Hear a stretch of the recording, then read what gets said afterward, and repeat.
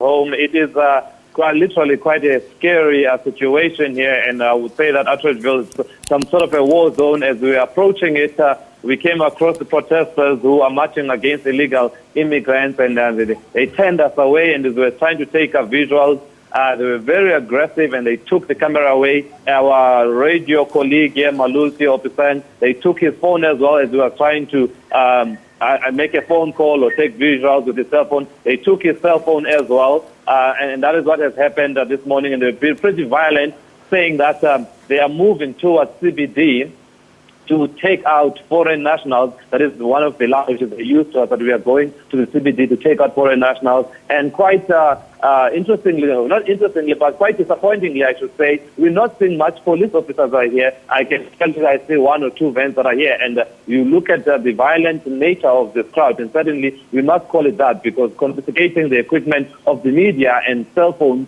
is violent behavior. And seeing how violent they are, and they're carrying sticks, and you see there's only few police officers. It seems the police are caught unprepared in terms of dealing with this. And the roads, we are on WF Nkomo, which is the main street leading from Atteridgeville going to the CBD.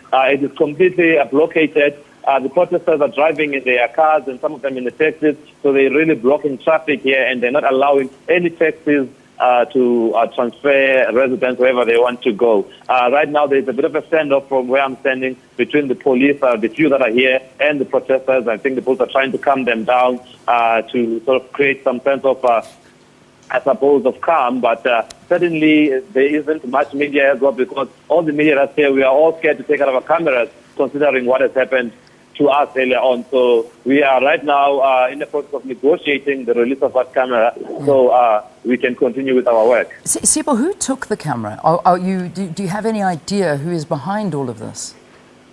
Well, it's the protesters. It was like it happened so fast. It was a big group that surrounded us, and they told us that we are not allowed here and we are not allowed to film. And then as that happened, one individual then took the camera and then took it in the taxi that they are traveling in. They're traveling in various transportation modes. So they took the camera and they took it inside the taxi, and then they went with it. So that's why we cannot say who exactly did, but it was part of the group that did that. And as I mentioned, our radio reporters' phones are also still gone. They were very violent. They tried to turn them down. And the sense that we are getting is that there are some that are trying to loot. There are some because they went around certain stores, and I think there's a sense that they are trying to do some illegal activity such as looting, which is why they don't want us to film any of that. And it's not only just the media. Any member of the public who tries to shoot with their cell phones, they chase them away. So it's not a very safe space right now. We should hope that police will be coming through to try, gain a sense of authority to make it a safe environment for us to do our job as well. I'm sure you can hear the noise of the police chopper now that's hovering on top of WF Nkomo Street here in Pretoria.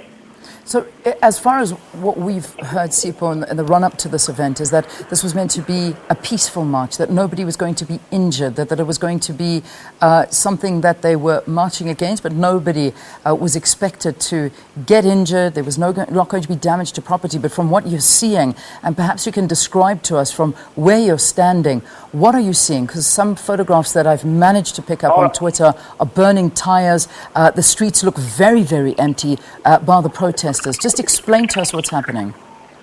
Well, what is right now, actually, there are police reinforcements are coming through now. I mentioned to you earlier that we were quite disappointed earlier on when they took our camera by the lack of police that were visible on the ground. But now, as I'm speaking, some of that are coming through to the scene and sort of form a line to stop the protesters from going forward into the CBD. We are marching there to take out foreigners, as they put it. And suddenly, the language that's being used here is different from the language that the organizers talked to us about yesterday afternoon, because they spoke about we want to fight crime and we want to highlight the crimes associated with foreign nationals. But that's not what they're saying. The people that we encountered this morning are very aggressive, and they're very clear that they want to take out foreign nationals. All right, Sipho, I'm going to leave it there because we'll keep in contact with you as the team and find out what goes on. But that, just to give you in a nutshell and a perspective from our SABC reporters that are there, they're in Atteridgeville. Their equipment has been confiscated. It was taken from them, put into a taxi, and they haven't seen it since. They're trying to negotiate getting their cameras back.